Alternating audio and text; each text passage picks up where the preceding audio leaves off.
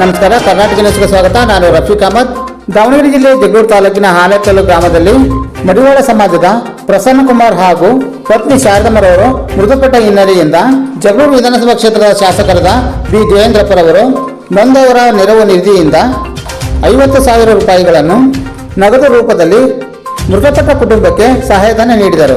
ಇದೇ ಸಂದರ್ಭದಲ್ಲಿ ಆಲೇಕಲ್ಲು ಗ್ರಾಮ ಪಂಚಾಯತಿ ವತಿಯಿಂದ ಶಾಸಕರ ಸಮ್ಮುಖದಲ್ಲಿ 10,000 ರೂಪಾಯಿಗಳ ಚೆಕ್ ವಿತರಣೆ ಮಾಡಲಾಯಿತು.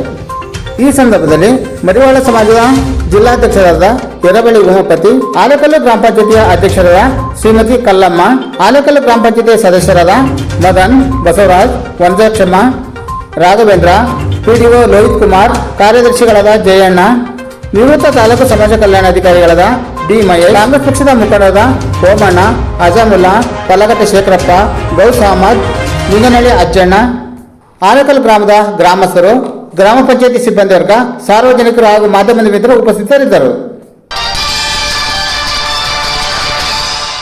ದಾವಣಗೆರೆ ಜಿಲ್ಲೆ ಜಗಳೂರು ತಾಲೂಕಿನ ಆಲೇಕಲ್ಲು ಗ್ರಾಮದ ಸರ್ಕಾರಿ ಹಿರಿಯ ಪ್ರಾಥಮಿಕ ಪಾಠಶಾಲೆಗೆ ಜಗಳೂರು ವಿಧಾನಸಭಾ ಕ್ಷೇತ್ರದ ಶಾಸಕರಾದ ಬಿ ದೇವೇಂದ್ರಪ್ಪರವರು ಭೇಟಿ ನೀಡಿದರು. 5ನೇ ತರಗತಿ ವಿದ್ಯಾರ್ಥಿಯಾದ ಕುಮಾರಿ ದೀಪಿಕರ್ ಅವರಿಗೆ ರನ್ನಿಂಗ್ ಬಸ್ಸಿನಲ್ಲಿ ಜಗಳೂರು ತಾಲೂಕಿಗೆ ಪ್ರಥಮ ಸ್ಥಾನದಲ್ಲಿ ಜಯ ಗಳಿಸಿದ್ದರಿಂದ 5,000 ರೂಪಾಯಿಗಳನ್ನು ನಗದು ನೀಡಿ ಆಶೀರ್ವದಿಸಿದರು.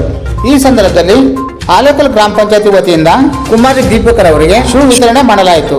ಈ ಸಂದರ್ಭದಲ್ಲಿ ಪಿಡಿಒ ಲೋಹಿತ್ ಕುಮಾರ್, ಆಲೇಕಲ್ಲು ಗ್ರಾಮ ಪಂಚಾಯತಿ ಅಧ್ಯಕ್ಷರಾದ ಶ್ರೀಮತಿ ಕಲ್ಲಮ್ಮ, ಕಾರ್ಯದರ್ಶಿಗಳಾದ ಜಯಣ್ಣ, ಸಿಬ್ಬಂದಿಗಳಾದ ಬಸವರಾಜ್, ಶಾಲಾ ಶಿಕ್ಷಕರು, ಶಿಕ್ಷಕಿಯರು ಹಾಗೂ ಸಾರ್ವಜನಿಕರು ಉಪಸ್ಥಿತರಿದ್ದರು.